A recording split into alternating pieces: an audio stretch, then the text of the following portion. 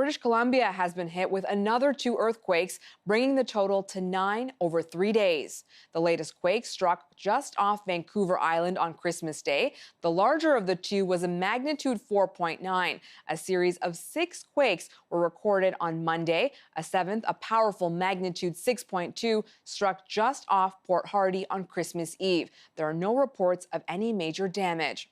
For more on this, let's bring in John Cassidy. He's a seismologist from Natural Resources Canada, and he's joining us now from Victoria, BC. John, thank you for taking the time to speak with us.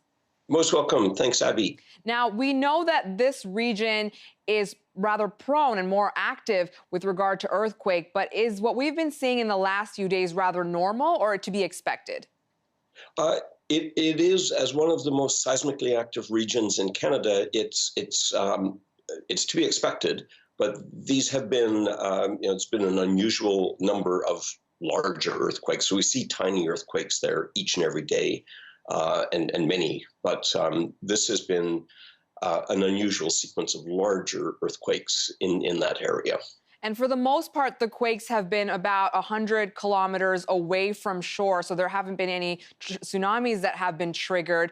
Are there concerns now that potentially some of these tremors could happen closer to shore and potentially cause more damage? These earthquakes don't really indicate that and something else, something larger or something closer to shore is about to happen. There's always that chance. This is an earthquake zone, and so large earthquakes can occur at any time beneath land or beneath the ocean. So it's important to be aware of that and to be prepared. But these earthquakes don't really tell us anything about what we can expect in the future, other than the aftershocks that we would expect from earthquakes of this size. That very typical pattern is to see a lot of small aftershocks, and they'll continue for several days. They'll drop off in both magnitude and in frequency over time. But we would expect to see aftershocks, but it doesn't really tell us that anything else is about to happen. But of course, it is an earthquake zone, so we have to always be aware of that. You mentioned preparation. How can people in the area prepare themselves for potentially more quakes or aftershocks?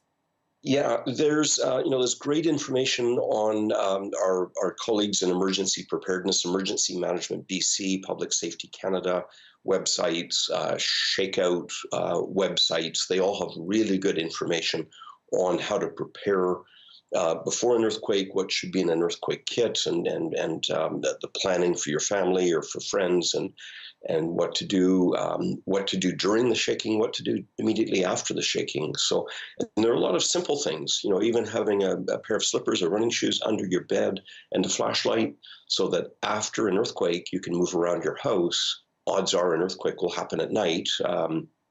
And it's dark and the power's out, so you can move around the house.